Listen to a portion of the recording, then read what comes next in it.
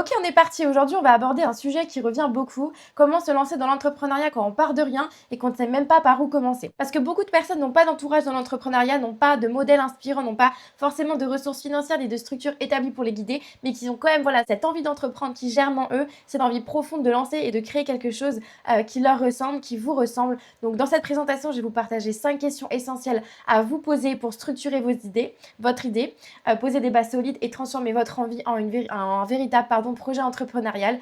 Donc on va pouvoir commencer.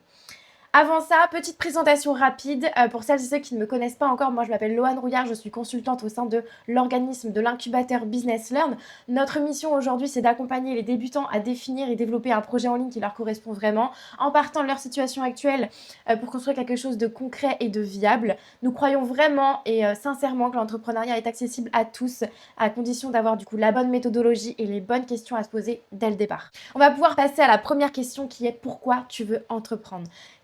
Quelles sont tes véritables motivations? Ton pourquoi sera vraiment ton ancrage dans les moments difficiles. Tu dois déterminer pourquoi tu veux te lancer. Quelles sont tes motivations? Vraiment, ça doit être hyper profond et ça doit être très clair dans ta tête parce que la réalité, c'est que l'entrepreneuriat, c'est pas un chemin facile. Même pour un projet temporaire, il y a quand même des moments de doute, de fatigue intense et d'envie d'abandonner.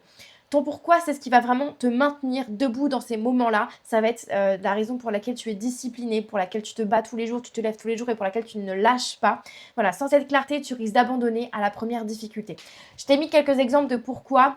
C'est des choses assez générales. Généralement, c'est un peu plus profond que ça, mais c'est pour te donner une idée. Donc voilà, ça peut être un revenu complémentaire pour améliorer ton quotidien, un travail qui te ressemble vraiment et qui reflète tes valeurs, plus de liberté dans ton organisation et dans tes choix de vie, ou quitter le salariat, pour être maître de ton destin. Toutes ces raisons sont parfaitement valables, mais voilà, tant que ce n'est pas absolument clair pour toi, ne te lance pas à l'aveugle. Prends le temps de vraiment creuser cette question, elle est assez fondamentale en vrai. La deuxième question à te poser, ça va être quelles compétences as-tu et lesquelles tu dois développer? Pourquoi c'est crucial? Parce qu'entreprendre demande un ensemble de compétences variées, techniques, organisationnelles, commerciales et parfois financières. Connaître tes compétences actuelles et tes lacunes va t'éviter de te lancer trop vite et d'abandonner par manque de préparation. Ce n'est pas parce que tu viens d'un domaine en particulier que tu dois forcément entreprendre dedans. Et à l'inverse, tu ne peux pas te lancer dans un secteur que tu ne comprends pas, mais surtout qui ne te plaît pas. Tu n'as pas besoin de tout connaître sur le secteur, sur le marché ou dans lequel tu veux te lancer avant de te lancer, parce que c'est en faisant que tu vas apprendre et que tu vas comprendre. Mais il faut quand même que déjà ça te plaise et que tu te formes en même temps que tu te lances. C'est hyper important. Donc là, l'objectif vraiment, ça va être d'identifier tes forces, quelles compétences tu possèdes qui peut vraiment t'aider dans ton projet, repérer tes lacunes, quels sont les domaines où tu dois absolument te former avant de démarrer. Alors encore une fois, je mets des warnings là-dessus. L'idée, c'est que n'attends pas d'être trop formé avant de te lancer. L'idée, c'est vraiment de te former et de te lancer en même temps et pas d'attendre trop longtemps parce que tu seras jamais vraiment prête au final et c'est en faisant qu'on apprend le mieux. Ensuite, planifier ton apprentissage, donc vers quelle formation aller, quels outils maîtriser, comment te préparer sérieusement. Tout ça, il faut que tu le définisses. J'en profite pour faire une petite aparté par rapport à tout ça.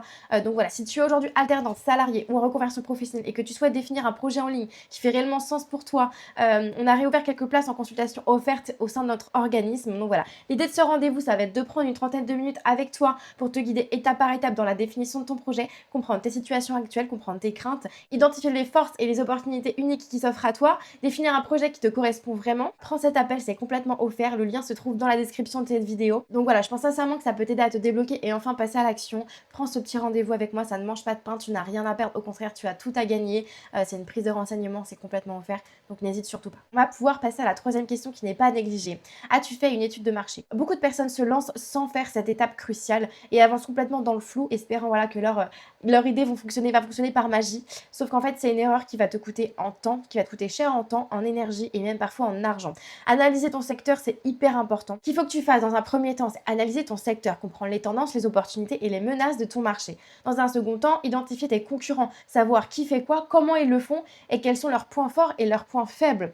Dans un troisième temps, évaluer la taille de ton marché, déterminer s'il y a suffisamment de clients potentiels pour ton offre. La quatrième étape, ça va être définir ta différenciation, comprendre comment toi, tu te distingues de ce qui existe déjà. L'idée, c'est que et tu le fais notamment dans la deuxième étape, c'est de identifier les leaders de ton marché, comprendre pourquoi ils sont les leaders de ton marché, reproduire ce qu'ils font et faire 10% de plus qu'eux. Il faut comprendre qu'aucun marché n'est saturé. Aujourd'hui, beaucoup de personnes se lancent dans le même domaine et t'en as quand même qui arrivent à se différencier parce qu'ils ont, voilà, ils arrivent à faire la différence dans leur personnalité, dans leur façon d'être et c'est ça qui change tout et ça, faut vraiment tout analyser et bien le prendre en considération. Pourquoi c'est important? Parce que sans étude de marché, c'est comme conduire dans le brouillard. Tu avances mais tu ne vois rien devant toi, tu ne vois pas, tu ne sais pas où tu vas et ça, c'est hyper dangereux. En plus, tu peux le faire gratuitement sur Google, ChatGPT ou te renseigner auprès d'organismes comme des incubateurs qui peuvent, voilà, te donner des réponses. Et honnêtement, c'est là aussi qu'on voit ta détermination réelle. Si tu n'es pas prêt à investir ton temps pour comprendre ton marché, l'entrepreneuriat risque d'être très compliqué pour toi, je te le dis d'avance. La quatrième question à te poser, ça va être est-ce que ton projet est viable sur le long terme? Un projet viable signifie que tu peux durer dans le temps et que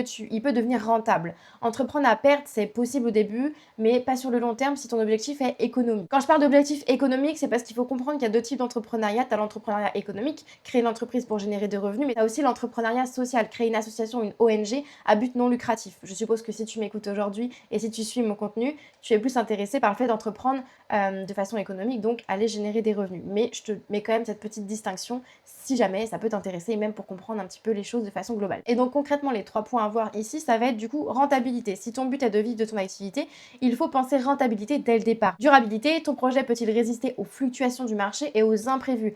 Là, on parle de ton projet, mais aussi de toi. Toi psychologiquement, toi mentalement, est-ce que tu te sens prête, voilà, de faire face aux imprévus, etc.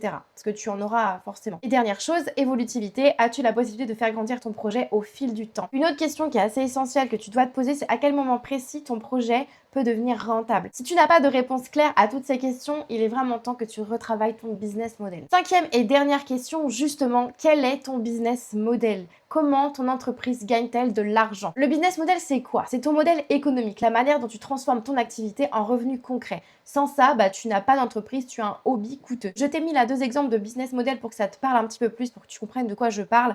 Donc, tu as la prestation de service. Donc là, tu vends ton temps, ton expertise et tes compétences à des clients qui ont besoin de tes services, de ces services-là en particulier. Tu peux aussi avoir la vente de produits. Tu vends des produits physiques ou numériques en direct ou via une plateforme en ligne. Pourquoi c'est si important de se poser cette question? Parce que sans business model clair et solide, déjà, tu auras du mal à le présenter auprès de tes prospects, tu auras du mal à vendre ton offre et aussi, tu ne pourras tout simplement pas faire grandir ton activité. Donc voilà, maintenant, ça va être à toi de jouer. Je te fais un petit récapitulatif des 5 questions. Ton pourquoi, clarifier la raison d'être de ton projet, compétences, identifier tes forces et tes lacunes, étude de marché, donc valider la demande et les clients, ton business model, définir du coup tes revenus, ton coût et ton offre. Donc voici les 5 questions à te poser avant de te lancer dans l'entrepreneuriat, même en partant de rien et sans ressources établies. Et donc pour toutes les personnes qui sont restées jusqu'à la fin de cette vidéo, petit rappel important, on a réouvert ces fameuses places en consultation offerte. Si tu as pour objectif d'entreprendre en ligne, mais que tu fais face à des contraintes qui t'empêchent de démarrer, on va prendre le temps avec toi de définir un projet concret et de répondre à toutes tes questions durant cet appel. Voilà, le lien se trouve directement dans la description. Ne perds pas plus de temps et réserve cette session dès maintenant. Ce que tu peux faire également, c'est partager ton projet. Voilà, dis-moi dans les commentaires